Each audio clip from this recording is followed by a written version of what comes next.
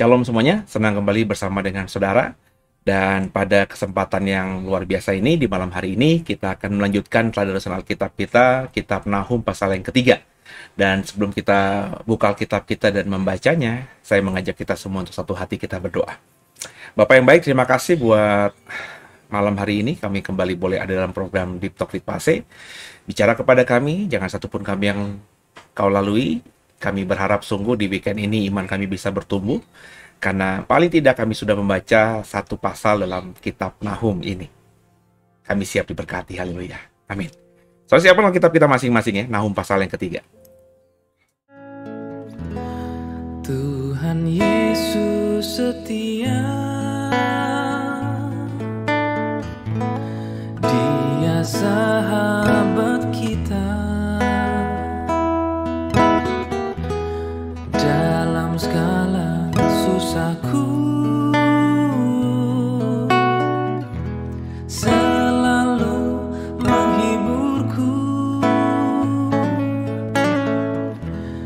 Dia mengerti bahasa tetesan air mata. Walau badai gelombang menyerang, Tuhan Yesus setia. Ya, Nahum pasal yang ketiga ya. Kita akan coba baca pasal ketiga ini dari ayat yang pertama. Perikopnya diberi judul oleh Lembaga Alkitab Indonesia, Hukuman Atas Niniwe. Bersama saya. 31 ya. Celakalah kota penumpah darah itu, seluruhnya dusta belaka, penuh dengan perampasan dan tidak henti-hentinya penerkaman. Dengar, lecut cambuk dan derak-derik roda. Dengar, kuda lari berderap dan kereta meloncat-loncat. Pasukan berkuda menyerang, pedang bernyala-nyala dan tombak berkilat-kilat. Banyak yang mati terbunuh dan bangkai bertimbun-timbun. Tidak habis-habisnya mayat-mayat, orang-orang tersandung jatuh pada mayat-mayat. Semuanya karena banyaknya persundalan si perempuan sundal, yang cantik parasnya, dan ahli dalam sihir yang memperdayakan bangsa-bangsa dengan persundalannya, dan kaum-kaum dengan sihirnya. Lihat, aku akan menjadi lawanmu, demikianlah firman Tuhan semesta alam. Aku akan mengangkat ujung kainmu sampai ke mukamu, dan akan memperlihatkan auratmu kepada bangsa-bangsa, dan kemaluanmu kepada kerajaan-kerajaan. Aku akan melemparkan barang keji ke atasmu, akan menghina engkau dan akan membuat engkau menjadi tontonan. Maka semua orang yang melihat engkau akan lari meninggalkan engkau serta berkata, Niniwe sudah rusak. Siapakah yang meratapi dia? Dari manakah aku akan mencari penghibur-penghibur untuk dia? Adakah engkau lebih baik daripada Tebe, kota dewa Amon yang letaknya di sungai Nil, dengan air sekelilingnya, yang tembok kotanya adalah laut dan bentengnya adalah air? Ethiopia adalah kekuatannya, juga Mesir dengan tidak terbatas. Put dan orang-orang Libya adalah pembantunya. Tapi dia sendiri pun terpaksa pergi ke dalam pembuangan, terpaksa masuk ke dalam tawanan. Bayi-bayinya pun diremukkan di ujung segala jalan. Tentang semua orang yang dihormati dibuang undi, dan semua pembesarnya dibelenggu dengan rantai. Engkau pun akan menjadi mabuk, akan menjadi tidak berdaya. Engkau pun akan mencari tempat perlindungan terhadap musuh. Segala kubumu adalah seperti pohon ara dengan buah ara yang masak duluan. Jika diayunkan, maka jatuhlah buahnya ke dalam mulut orang yang hendak memakannya. Sesungguhnya laskar yang di tengah-tengahmu itu adalah perempuan-perempuan, pintu-pintu gerbang negerimu terbuka lebar-lebar untuk musuhmu. Api telah memakan habis palang pintumu. Timbalah air menghadapi pengepungan. Perkuatlah kubu-kubumu. Pijaklah lumpur. Injaklah tanah liat, peganglah acuan batu bata. Di sana api akan memakan engkau habis, pedang akan membabat engkau, akan memakan engkau seperti belalang pelompat, sekalipun engkau berjumlah besar seperti belalang pelompat, berjumlah besar seperti belalang pindahan, sekalipun kau perbanyak orang-orang dagangmu lebih dari bintang-bintang di langit, seperti belalang pelompat mereka mengembangkan sayap dan terbang menghilang. Sekalipun para penjagamu seperti belalang pindahan dan para pegawaimu seperti kawanan belalang yang hinggap pada tembok-tembok pada waktu dingin. Namun jika matahari terbit, mereka lari menghilang, tidak ketahuan tempatnya. Celaka, alangkah terlelapnya para gembalamu, hai Raja negeri Asyur. Para pemukamu tertidur, laskarmu berserak-serak di gunung-gunung dan tidak ada yang mengumpulkan. Tiada pengobatan untuk cederamu, lukamu tidak tersembuhkan. Semua orang yang mendengar tentang engkau bertepuk tangan karena engkau, sebab kepada siapakah tidak tertimpa perbuatan jahatmu terus menerus.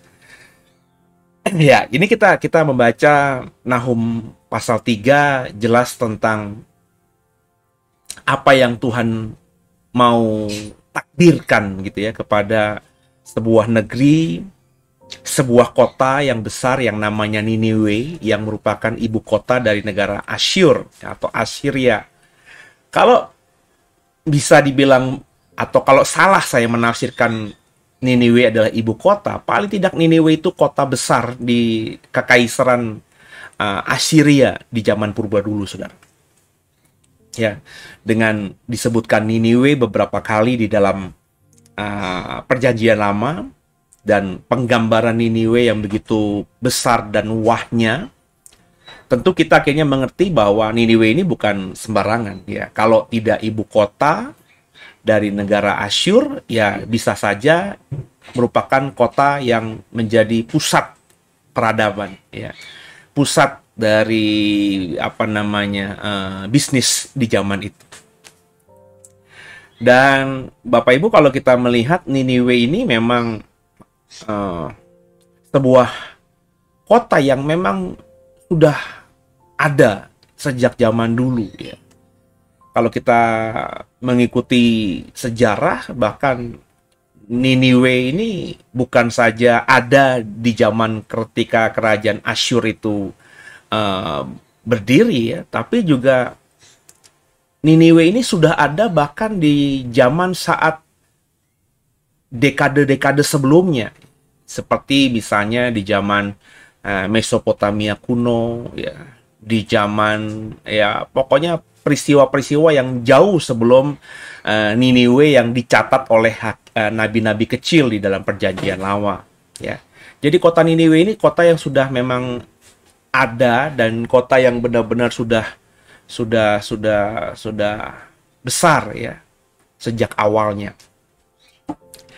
Dan sebagai pusat dari pemerintahan kekaisaran yang menganiaya, yang menghancurkan Israel Utara ya, dalam hal ini kerajaan 10 suku keturunan Yakub yang ada di utara, ya akhirnya Tuhan bernubuat terhadap negeri ini ya, terhadap kota Niniwe ini.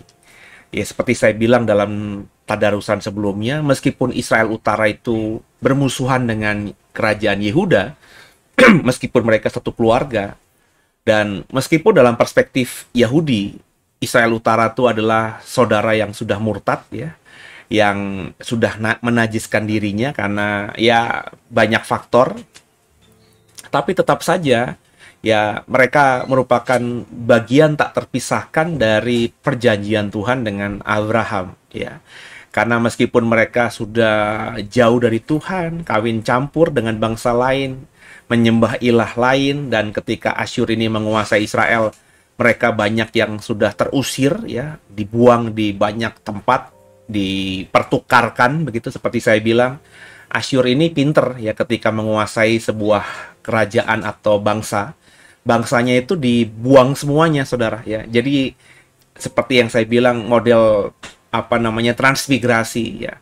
Orang Jawa di satu tempat di desa di Jawa itu dibedol desa ya, seluruh penduduknya itu dipindahkan ke Kalimantan ya. Sehingga ya meskipun mereka tetap orang Jawa, tetap mereka tinggal bersama dengan keluarga dan tetangganya karena satu desa dipindahkan ke Kalimantan, tapi kalau mereka besar dan lahir di desa di Jawa itu, ya tentu mereka akan kehilangan jati diri, karena biar bagaimanapun mereka harus memulai kehidupan yang baru di Kalimantan. Nangkep saudara ya, di Pulau Papua misalnya. Jadi mereka punya lingkungan yang baru, meskipun kenal satu dengan lainnya karena satu desa dipindahkan, ya tetap mereka akan beradaptasi, dan banyak tentunya yang tidak berhasil, ya. Alih-alih semuanya punya tanah transmigrasi, tapi faktanya ya banyak juga yang gagal gitu ya. Banyak juga yang menjadi transmigran yang diberikan tanah gratis oleh pemerintah, tapi ya gagal dalam menjadi seorang transmigran gitu ya. Ada beberapa yang berhasil, tapi tidak semuanya berhasil.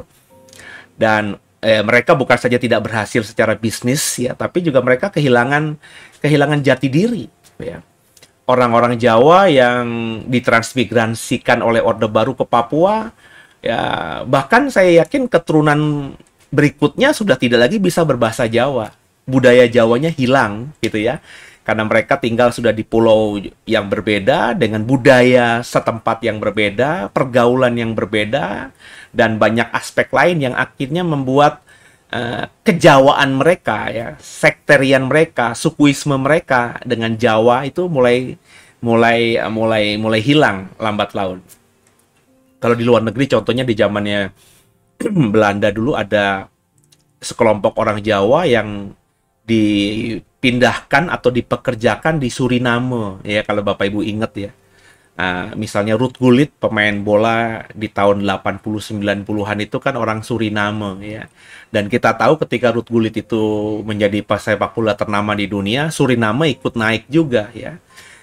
Belanda ya, yang menjadi negara dari Ruud Gullit juga ikut naik. Nah, Suriname ini ya ikut terdengar, dan kita tahu akhirnya ada banyak orang Jawa yang sudah menjadi warga negara Belanda tinggal di Suriname.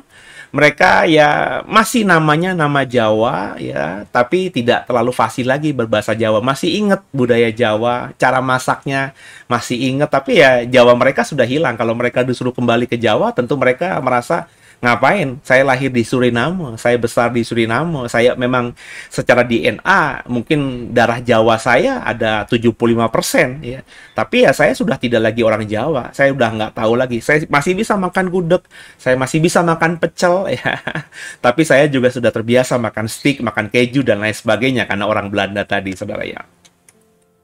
Jadi seperti itulah yang terjadi atas Israel, dan Tuhan meskipun membiarkan terjadi karena memang Israel itu menjauh dari kehidupan ibadah kepadanya, ya Tuhan tidak tinggal diam, dan Tuhan akhirnya menghukum Niniwe, menghukum Asyur dengan ayat-ayat yang bagi saya di Nahum pasal 3 ini begitu telanjangnya, begitu jelasnya. Dengan cerita di pasal 3 ayat-ayat pertama bahwa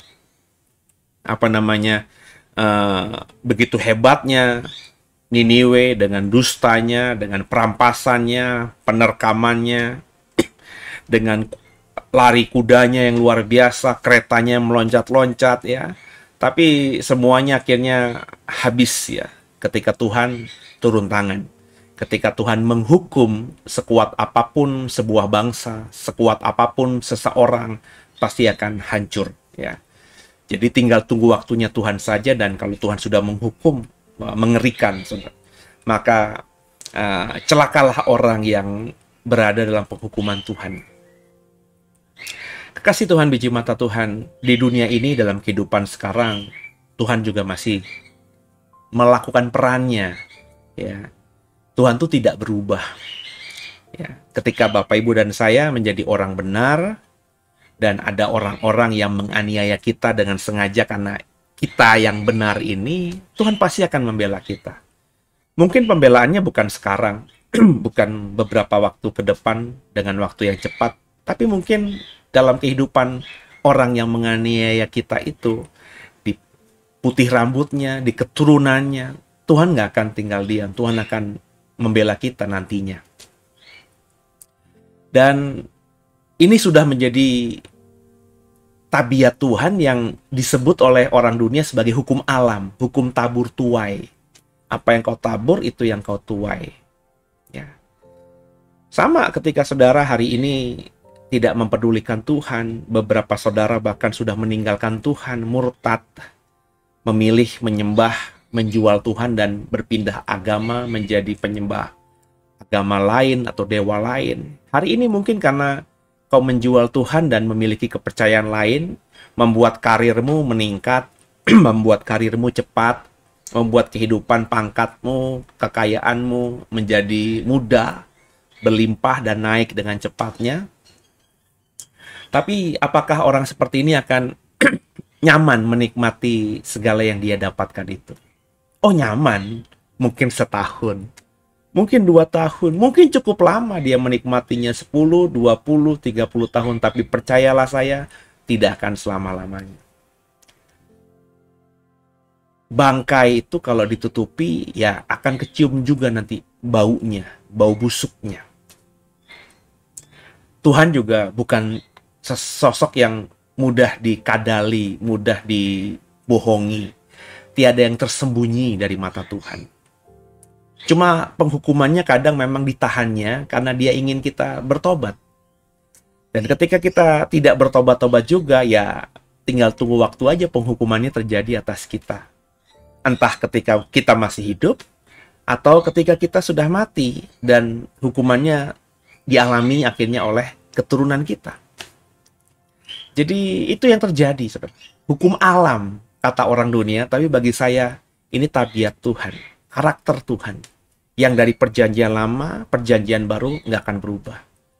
Jadi jangan punya persepsi bahwa Tuhan perjanjian baru itu Tuhan yang tidak seperti itu. Ya ketika kita sengaja berbuat dosa, minta maaf, ya beres, ya.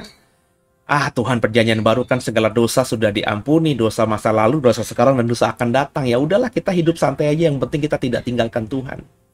Terus kita dengan hikmat yang salah kaprah model begini, akhirnya tetap beragama Kristen, tapi hidupnya benar-benar jauh dari Tuhan, tidak mencerminkan iman Kristen kita.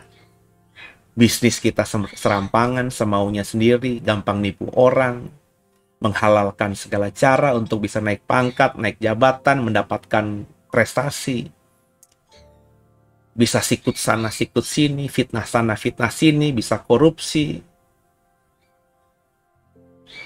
Bisa terikat dengan dosa yang dalam, meskipun bisa kita tutupi. Seberapa lama kau bisa menutupi? Saya nggak tahu, saudara, apa yang terjadi hari ini, apakah cuma rumor, isu, atau memang fakta yang pelan-pelan terkuak dari sosok jenderal polisi yang ketangkap dan sudah menjadi terdakwa dan sudah berkasnya diajukan ke jaksa untuk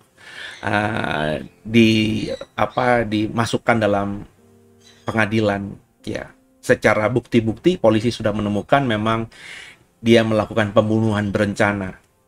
Ya, Bapak Ibu baca korannya aja lah ya. Saya tidak mau masuk terlibat dalam isu ini. Cuma menarik karena kemarin ketika saya mengantar ibu saya yang sakit gitu ya. Terus karena ke Jakarta ada ganjil genap di rumah sakit itu, mobil saya mobil ganjil, plat nomornya, sedangkan hari itu hari genap, saya naik taksi gitu ya. Nah, kebetulan dapat sopir taksi yang agak bawel gitu ya, yang ngomong terus gitu ya, mungkin mau membuat penumpangnya nyaman dan juga jadi ramah, kan bagian yang baik gitu ya, bagian yang mungkin enak gitu ya. Ya cuma jadi saya agak agak jadi tahu hal-hal yang saya juga nggak mau tahu terlalu dalam gitu ya. Ya saya melihat, tertarik membaca informasi, kok ada jenderal bintang 2 yang menyusun skenario pembunuhan kepada ajudannya. Itu nggak masuk akal saya. Ya kalau saya punya pangkat, andai kata saya masih hidup bejat, terus saya nggak suka sama ajudan saya, tinggal sederhana, saya bilang sama bawahan saya yang lainnya, itu pindahin aja, saya nggak mau punya ajudan model begitu. Pindahin aja ke desa atau jadi polisi di tempat yang sangat susah begitu ya, sederhana. Itu kalau saya jahat, paling sejahatnya saya begitu ya, sehingga ajudan saya tidak ada di tempat yang terbaik di kota dan bisa dapat perhatian dari perwira-perwira lainnya. Dibuang aja ya. Ya itu kalau saya jahatnya saya begitu ya, dalam otaknya saya. Tapi kok ada yang sampai membunuh, itu saya nggak masuk akal gitu. Padahal dia kepangkatannya jauh lebih tinggi daripada ajudan yang dibunuhnya ini. Ya. Kok nggak cerdik banget gitu loh. Ya meskipun dia berusaha menyusun skenario, akhirnya kan kebongkar juga. Dan bukan itu saja ya, dari sopir taksi itu saya dapat cerita bahwa wah Pak, katanya ditemukan apa di bunker rumahnya itu ada duit ratusan M. Wah, katanya dia adalah backing dari mafia-mafia atau preman-preman. Oh, makanya begini, makanya begitu, makanya begini ya. Isu itu belum terklarifikasi sih yang saya baca dari koran-koran, tapi mulai diperbincangkan gitu.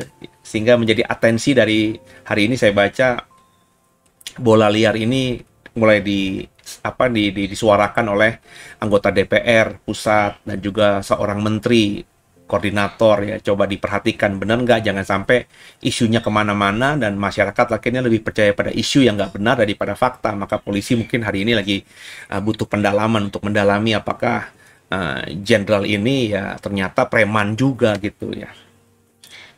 Dan ya andai kata ya, benar itu rumor, ya sehebat-hebatnya tupai meloncat pasti akan jatuh juga. Sekali lagi itu bahasa hukum universal, bahasa kata-kata dunia. Tapi bagi saya ya itu penghukuman Tuhan kepada orang yang bebal, orang yang keras, orang yang tidak mau tunduk kepadanya dan mengikuti aturan dia yang dipahami oleh dunia sebagai hukum universal. Menghilangkan nyawa orang, mengambil keuntungan tanpa memperdulikan sesama, itu kan bertentangan dengan hukum universal, melanggar hak asasi manusia itu. Ya, itu pasti ya menentang Tuhan juga. Dan ketika akhirnya semuanya terbongkar, hari ini sebelum saya rekaman, istrinya sudah dijadikan tersangka juga, entah ada keluarga lainnya juga, berarti kan sudah nama baiknya hancur. Kalau ini benar, ya semanis-manisnya ditutupi, akhirnya terbongkar juga. Demikianlah orang-orang yang tidak mau hidup berkenan kepada Tuhan. Mestinya ya, berdasarkan Nahum pasal 3 dan apa yang kita bisa lihat, kita bisa baca, kita bisa saksikan yang terjadi di berita-berita yang sedang viral di Indonesia ini, kita menjadi manusia yang berpikir panjang. Kalau kita yang sekarang sudah percaya, mau hidup tidak pedulikan Tuhan. Mau hidup semaunya sendiri. Mau hidup seperti orang-orang dunia. Ya. Tuhan pasti akan menghajar kita. Kalau andai kata sekarang kita merasa masih aman karena kok belum dihukum Tuhan ya. Padahal aku udah merasa hidup dosa yang parah banget. Ya karena Tuhan sedang memberikan kesempatan kita untuk bertobat sendiri. Andai kata kita dihukum Tuhan, tapi hukumannya kok nggak berat gitu ya. Jangan berpikir, berarti dosaku yang kulakukan kemarin tuh bukan dosa yang berat. Toh, kok aku cuma dihukumnya begini doang. Cetek banget sih, aku masih bisa. Kalau gitu buat dosa yang lebih berat lagi. Jangan berpikir seperti itu. Ya kalau hukuman Tuhan atas kita masih bisa kita tanggung, ya itu artinya karena Tuhan masih mengasihimu supaya kau bisa bahwa yang kau kerjakan hari ini salah, dan Tuhan masih beri kesempatan kita untuk hidup. Jangan sampai pikiran-pikiran kita yang kita bangun semaunya sendiri ini akhirnya membuat diri kita ketika menikmati dosa dan akhirnya tidak ada waktu lagi buat Tuhan dan hukuman Tuhan akhirnya terjadi atas kita. Kita benar-benar menderita, bahkan kita mungkin mati dalam dosa. Bayangkan kalau mati dalam dosa, maka tidak ada lagi pengampunan atas kita. Nggak ada lagi penebusan dosa. Selesai. Even kau mati dikuburkan pakai peti salib, even kau mati dikuburkan dengan ibadah Kristen, tapi itu hanya jasad fanamu yang menjadi debu, yang dikristenkan. Tapi rohmu tidak percaya. Jiwamu tidak percaya. Dan kau tidak akan mendapatkan bagian dalam kebangkitan kekal nanti, dan kau terus akan berada dalam neraka. Maka belajar dari Niniwe ini. Sehebat apapun kota ini, ya, akhirnya dipermalukan Tuhan luar biasa. Kota yang megah, yang mungkin termegah di zamannya sekarang, bahkan nggak usah sekarang lah, dulu ketika Tuhan hancurkan, ya menjadi tertawaan. Hahaha, kota yang megah ternyata gampang juga hancurnya. Dan hari-hari ini kita tinggal melihat sejarah saja. Kekasih Tuhan, biji mata Tuhan. Kesombongan, merasa diri hebat, merasa diri luar biasa, nggak butuh Tuhan, itu akan membuat diri kita terpuruk di titik yang terendah. Maka bertobatlah segera, jangan sampai terlambat, sebab meskipun di kiri kanan kita ada orang-orang kuat yang bisa melindungi kita, ada orang-orang hebat yang bisa menjaga kita, kita punya kemampuan untuk memelihara hidup kita sendiri, ya, seberapa lama itu bisa kita pertahankan, seberapa lama itu bisa kita jadikan sebagai alat yang menjaga dan melindungi dan memberkati kita. Jadi ya sama-sama kita belajar, ya, mendalami, mendapatkan sesuatu dari Nahum pasal 3 ini, ya. Jangan sampai apa yang terjadi pada Niniwe, pada Asyur yang hebat, tapi kehebatannya itu didapatnya dengan cara yang tidak berkenan kepada Tuhan. Kalaupun kita bisa meraih kehebatan kita, raihlah kehebatan sesuai dengan apa yang dimaui Tuhan, alias tidak melanggar firman Tuhan. Kalau kau ingin menjadi orang yang punya pangkat tinggi, maka raihlah pangkat tinggi dengan berusaha lewat prestasimu. Bukan dengan cara menjatuhkan orang, memfitnah orang, menjegal orang. Bukan dengan juga menyogok atasan. Mungkin akan lama, tapi pasti kalau kau berprestasi, ya, andai kata pun tidak akan bisa sampai pada pangkat tertinggi, kau hanya sampai di pangkat menengah. Tapi percayailah saya bahwa yang kita dapatkan dengan yang halal itu, yang berkenan kepada Tuhan itu, more than enough, akan jauh lebih membuat kita dan keluarga bahagia daripada memiliki kekuasaan tinggi, harta dan kuasa yang berlimpah, tapi kita dan keluarga tidak bahagia, dan bahkan semua itu hanya bisa dirasakan sesaat, dan sebaliknya, kebalikannya yang akan terjadi kepada kita. Siapa yang mengira bahwa apa yang dialami oleh sosok polisi Jenderal Bintang 2 itu berubah drastis? Ya, 5 bulan lalu, mungkin di awal tahun 2023, dia dan keluarga lagi bersyukur karena kalau sudah dapat bintang 2, beberapa waktu lamanya bintang 3 akan segera dapat, dan kemungkinan besar Jenderal Bintang 4, bahkan jenderal tertinggi di kepolisian bisa dia dapatkan. Tapi dalam hitungan bulan, ketika hidup dalam salah terus-menerus dan tidak mau bertobat, ya, kuasa yang tak terlihat bertindak. Sehingga di bulan ini situasi berubah 180 derajat. Ya, saya yakin tinggal tunggu waktu akan dipecat dengan tidak hormat. Saya yakin akan tunggu waktu akan dihukum paling berat, ancamannya bahkan hukuman mati karena melakukan pembunuhan berencana. Bukan saja dirinya tapi istrinya, dan apa yang dia mimpikan lewat keluarganya ini akan jadi sosok ternama di tanah air. Tinggal mimpi. Padahal dengan karirnya dia, ya, dengan usianya yang masih muda juga, sangat besar berpotensi. Ya, 5-7 tahun mendatang akan bisa menjadi salah satu orang yang mempunyai pangkat tertinggi di tanah air ini. Jadi saya berharap kita belajar dari Niniwe. Raihlah sesuatu dengan cara Tuhan, jangan sampai tidak.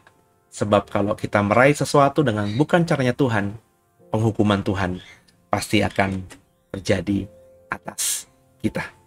Semoga dipahami, semoga dimengerti. God bless you.